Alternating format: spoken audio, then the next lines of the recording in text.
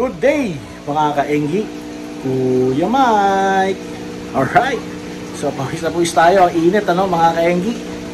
At ngayon tatry natin ulit mag-breed ng beta, yung kung hindi nyo pa napanood yung unang breed natin, hindi siya naging successful.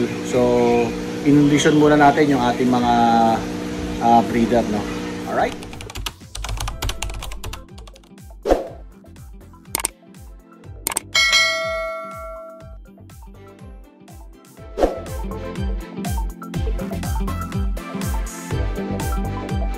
Yun mga kainggi, so ito yung ating male na beta, tapos ito yung ating female, so ipaghaharapin na natin sila para magkakilala na sila. Yan. Alright, so, mga kainggi, pin-prepare ko na rin po yung batya, meron yung talisay, tapos sa plants, para pagka nilipat ko dyan yung male.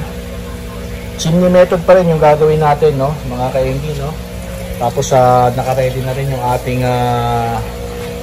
pangharang, Alright, so ito yung gagamitin natin, na parang chimney. Dito natin lalagay yung female, so mamaya i-ready na natin tong ating male, lalagay na natin do sa batya, Alright, ito rin yung ating delivery, mga kaenggi, dala ni Kuya.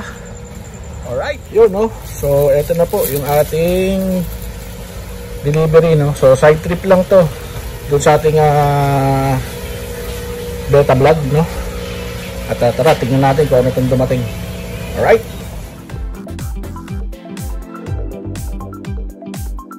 pawis na pawis pa rin ang Kuya Mike ninyo, so titingnan lang natin yung dumating, at maliliit pa sila, pero papalaki naman natin sila kagad. Yan. So may dalawang freebie, freebies, yeah. Alright, so ito po yung dumating, this is a 24K gold guppies. Yan mga kainggi, so may antabayanan na naman tayo mga kainggi.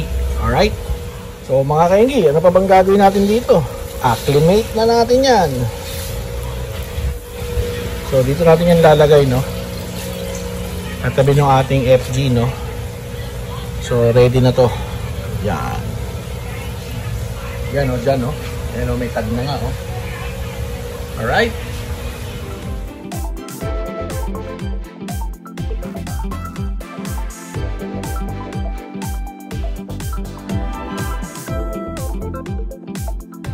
Yun, so back to regular programming, doon sa content natin.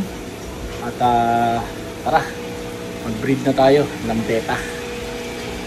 Alright, ito po yung ating male, babawasan ko lang po ng tubig para maisalin ko sa doon sa ating langgana, para ma-familiarize siya doon sa kanyang lugar. Alright, ito na siya mga kainggi, Tantatalo. Yan. Yung at nandun na siya sa kanyang bagong bahay, so stay lang muna natin siya dyan ng mga ilang oras, as mamaya ay ilagay na natin yung female para sa chimney method, Alright, so kumuha ako ng plastic, ito lang yung available, kahit anong plastic pwede naman, kahit hindi bubble wrap. Purpose lang nito, didikit natin yan doon malapit sa balde, sa langgana, para kung saan siya gagawa ng bubble nest, Yan. So okay na to, ilalagyan ko lang siya ng tape, tapos ididikit ko na nakapagano. Alright, yan mga kainggi, so ganyan lang po yan, may tape, iulong lang natin to ng konti, kasi lalagyan natin yan ng takip, pagka magkasama na sila. Alright, so ayun, titigan na natin to. At ayan, Nakita nyo ba? May title na pala tayo dito sa vlog na to, no? Hindi lang siya beta breeding, kundi ginto. So ito sila, no, mga kaenggi, no? At nilipat na natin sila sa kanilang tank, no? Ito, para makapag-adapt na sila, no? Alright.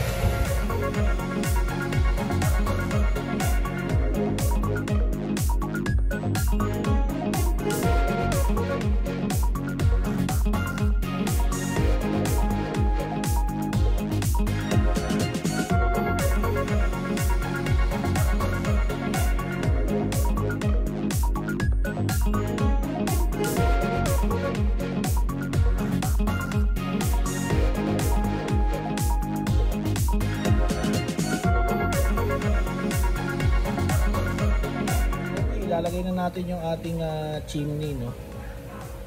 Yun, no? Yeah. Para ready na, no? Kukunin na lang natin mamaya yung female at ilalagay natin dyan. So mga kaingi, ito na yung female, no? Ilalagay na natin siya dito.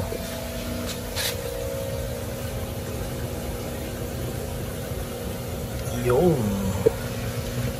So pakakainin muna natin yan, no? Para ano, makachibog sila. Yan mga kaingi, no? So pinakain muna natin sila. At tayo rin kakain, magko-coffee. Maya maya pagbalik ko ay pakawalan na natin yung female, no? At tingnan natin kung magiging successful yung breeding. So pagpakawala natin yung female ay tatakpan natin to ulit para they'll do their thing, no? Yeah. Alright. Yun mga kainggi, no? So i-release na natin. Tatanggalin na natin ito para sila'y magka jugjugan na, no? Yan, oh. Naman, no? Jugjug na, yun.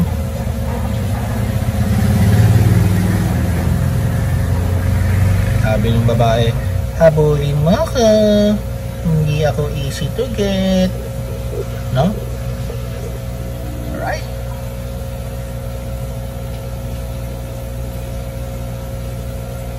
So, tinakpan na natin, no? Bahala na muna sila dyan. At balikan natin sila maya maya. Tara, silipin natin. Baka may bubble chorba na. Ayun, no? Meron ng bubbles. Ang dami. Sana mag-lay ng egg, no? So bukas ng umaga tignan natin.